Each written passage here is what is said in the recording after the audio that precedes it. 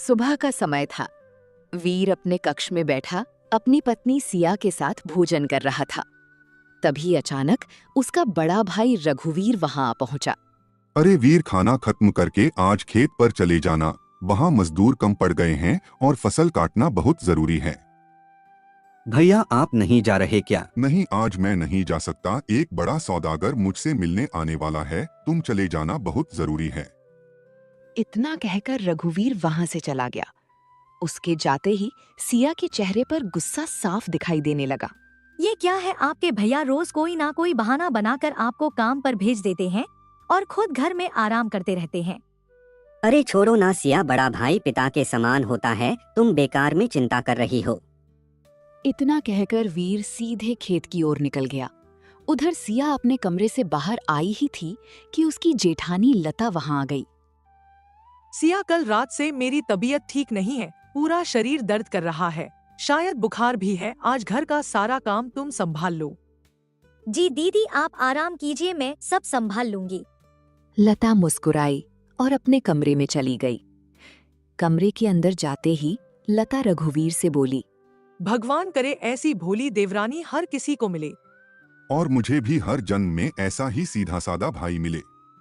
देखो, अभी तो ये दोनों हमारी बात मान रहे हैं, लेकिन हमेशा ऐसा नहीं चलेगा। अगर कल को इन्होंने अलग होने की बात कर दी तो? तुम चिंता मत करो। अगर संपत्ति का बंटवारा हुआ तो मैं वीर को कुछ भी नहीं दूंगा। मेहनत मैंने की है, उसने नहीं। मैं 1 महीने आराम करना चाहती हूँ। कोई तरीका सोचो जिससे वीर कुछ दिनों के लिए घर से दूर चला जाए। बस इतनी सी बात। वो खेत गया है, अब 1 महीने तक घर वापस नहीं आएगा। इतना कहकर रघुवीर खेत की ओर निकल गया। खेत में काम कर रहे वीर के पास पहुंचकर उसने उसे आवाज दी, वीर सुनो, तुम्हें अभी तुरंत सूर्यपुर नगर जाना होगा। क्या हुआ भैया, सब ठीक तो है? कुछ ठीक नहीं है। जिस व्यापारी को हम अनाज बेचते हैं वो शहर छोड़कर जा रहा है। तुम जल्दी जाओ और हमारा पैसा लेकर आओ। भैया मैं कह रहा था कि मैं कल सुबह निकल जाऊंगा। अरे तुमसे कोई काम कहो तो कल कर लूंगा, परसों कर लूंगा। क्या बकवास करते हो सुबह सुबह? क्या? अच्छा ठीक है भैया, मैं एक बार घर होकर आता हूँ। कोई जरूरत नहीं है घर जाने की। अरे भाई, तुम समझ क्यों नहीं रहे हो? जितना देर उतना नुकसान। तुम्हें अभी इसी वक्त तुरंत निकलना होगा।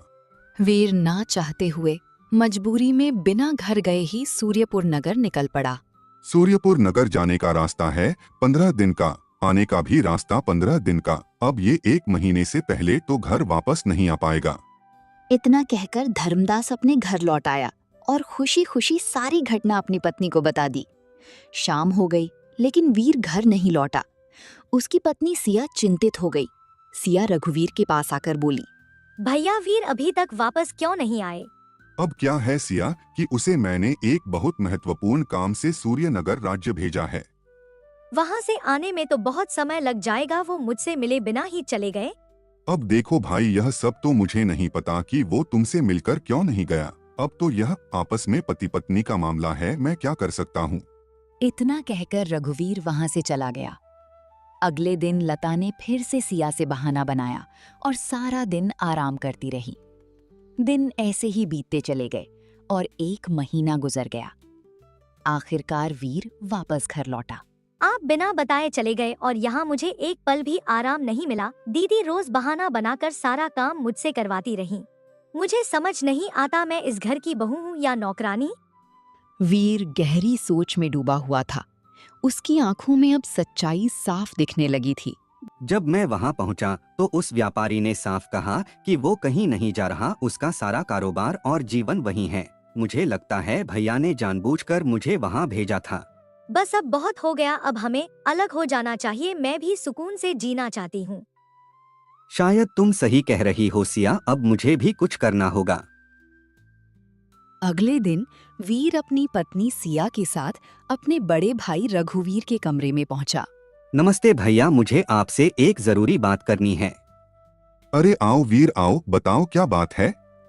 भैया अब मैं अलग रहना चाहता हूँ। हमें संपत्ति का बंटवारा कर लेना चाहिए। ये सुनकर रघुवीर चौंक गया और उसकी पत्नी लता उसकी ओर देखने लगी। अगर तुम बंटवारा करना चाहते हो तो मुझे कोई आपत्ति नहीं है, लेकिन तुम्हारे हिस्से में आएगा ही क्या? अरे तुम्हारे हिस्से में कुछ भी आ ही नहीं रहा है तो बंटवारा किस बात का? कुल मिलाकर यह समझो कि सारी संपत्ति का मालिक मैं हूँ। ये सुनकर वीर चौंक गया। ये आप क्या कह रहे हैं भैया? पिताजी ने तो बराबर बंटवारा करने को कहा था। अरे वो तो बस कहने की बात थी। कोई लिखित कागज है तुम्हारे पास? कोई सबूत? नहीं है, लेकिन पिताजी अपनी जुबान के पक्के थे और आपने भी वादा किया था कि आप मेरा ख्याल रखेंगे। मुझे नहीं पता था कि आप इतने बेईमान निकलेंगे। मुझे बेईमान कहता है? अगर इतना ही बुरा लगता हूँ तो इस घर से निकल जा और पंचायत में फैसला करवा ले। हाँ तो ठीक है भैया, मैं भी मुखिया जी के पास जा रहा हूँ और अब इस बात का फैसला पंचायत ही करेगी। इतना कहकर वीर और सिया वहां से निकल गए। उनके जाते ही लता घबराकर बोली, ये आपने क्या किया? पंचायत तो बराबर बंटवारा कर देगी। अरे मुखिया मेरा दोस्त है, जरूरत पड़ने पर मैं उसे हमेशा कर्ज देता आया हूँ। वह मेरे कर्ज के बोझ तले बहुत दबा हुआ है। मैंने मुखिया से पहले ही बात कर ली है। मुखिया हमारे पक्ष में ही फैसला सुनाएगा। उधर वीर गांव के मुखिया के पास पहुंचा और सारी बात बताई। मुखिया जी अब आप ही न्याय कीजिए। वीर तुम्हारा बड़ा भाई सही कह रहा है। उसने हमेशा मेहनत की है। तुम्हारा इस संपत्ति पर कोई अधिकार नहीं है। वीर ये सुनकर चौंक गया। ठीक है, मैं समझ गया, आप भी उनके साथ मिले हुए हैं, लेकिन याद रखना यह अन्याय है। भगवान सब देख रहा है, एक दिन न्याय जरूर होगा। इतना कहकर वीर और सिया वहां से चले गए। जब वे घर पहुंचे तो उन्होंने देखा कि उनका सारा सामान बाहर फेंका हुआ था।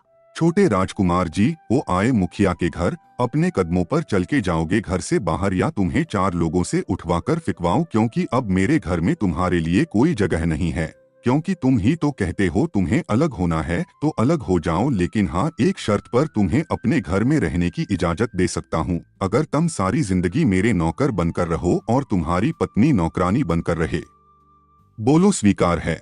नहीं, मुझे ये मंजूर नहीं। मुझे भगवान पर भरोसा है, मेरा समय जरूर बदलेगा।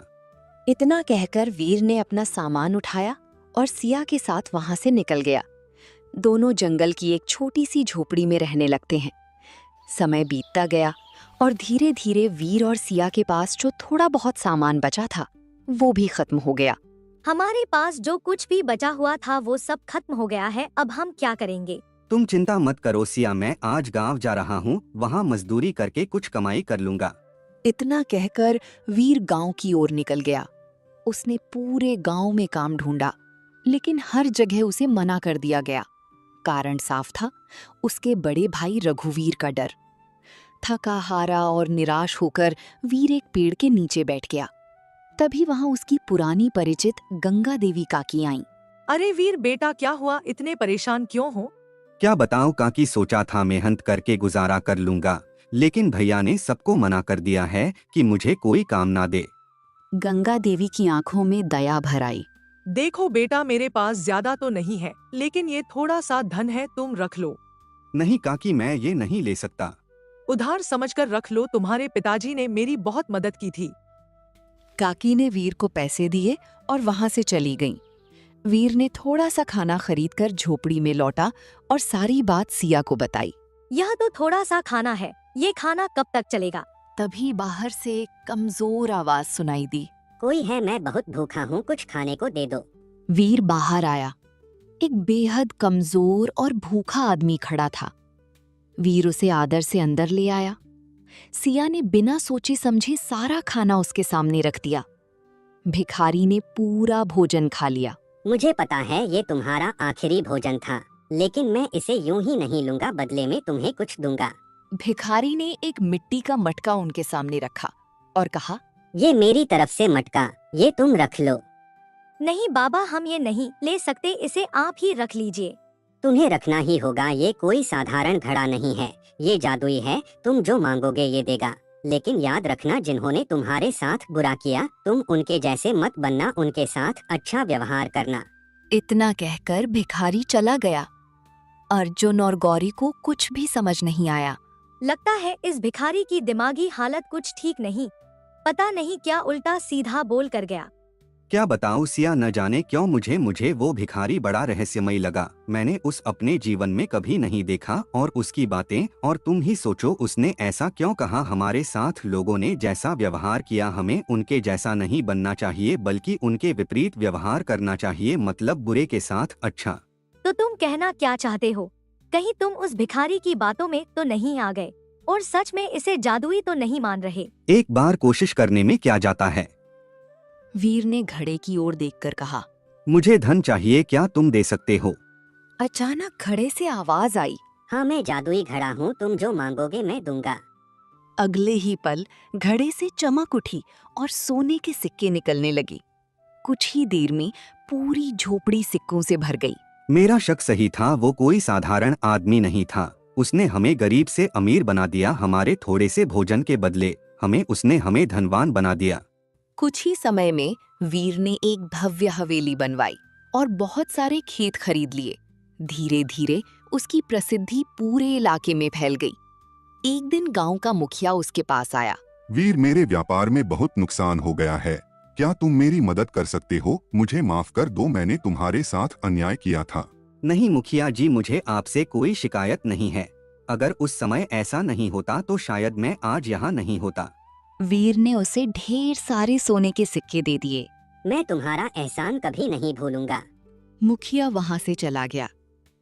वीर को अमीर और धनवान बनता हुआ देखकर और उसकी प्रसिद्धि पूरे गांव में फैलती हुई देखकर रघुवीर बुरी तरह से जलने लगा।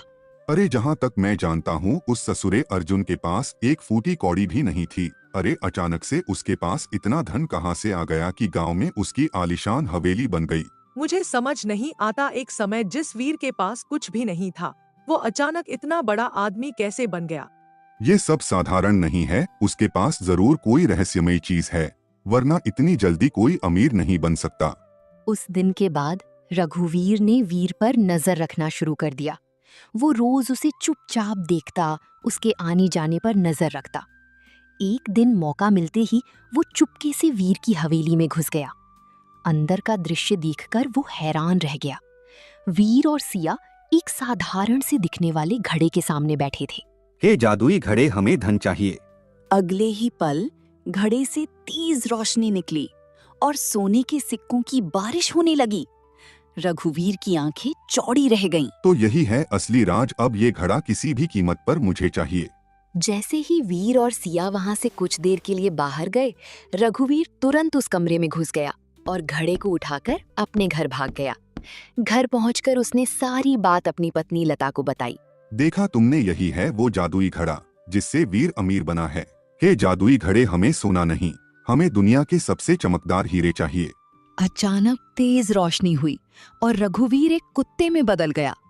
लता घबरा गई और सीधे वीर के पास पहुंची। वीर, मेरे पति की जान बचा लो, हमने बहुत बड़ी गलती कर दी, हमें माफ कर दो। वीर और सिया तुरंत घर पहुंचे तो देखा रघुवीर एक कुत्ता बन गया था। भैया, आपने ऐसा क्यों किया? मैं तो हमेशा आपका भला चाहता था। वीर बहुत दुखी हो गया। उसने घड़े की ओर देखा। हे जादुई घड़े, अगर तुम सच में शक्ति हो तो मेरे भाई को बचा लो। मुझे ये सब कुछ नहीं चाहिए, मुझे सिर्फ मेरा भाई वापस चाहिए। अचानक तेज रोशनी पूरे कमरे में फैल गई और उसी रोशनी से वही भिखारी प्रकट हुआ। मैं जंगल का देवता हूँ, मैंने तुम्हारी परीक्षा ली थी, तुमने लालच नहीं किया बल्कि त्याग दिखाया। कृपया मेरे भाई को बचा लीजिए। लेकिन तुम्हारे भाई ने लालच किया और परिणाम भी भुगता। वो मेरे भैया हैं, पिता समान हैं मेरे लिए। वीर की सच्ची भावनाएं देखकर देवता मुस्कुरा उठा। उसने अपनी दिव्य शक्ति से रघुवीर को फिर से इंसान बना दिया। मुझे माफ कर दो छोटे भाई, मैं ईर्ष्या में अंधा हो गया था। तुम्हें क्षमा केवल वीर के अच्छे हृदय के कारण मिली है। इतना कहकर वो अदृश्य हो गया। रघुवीर और लता ने वीर से माफी मांगी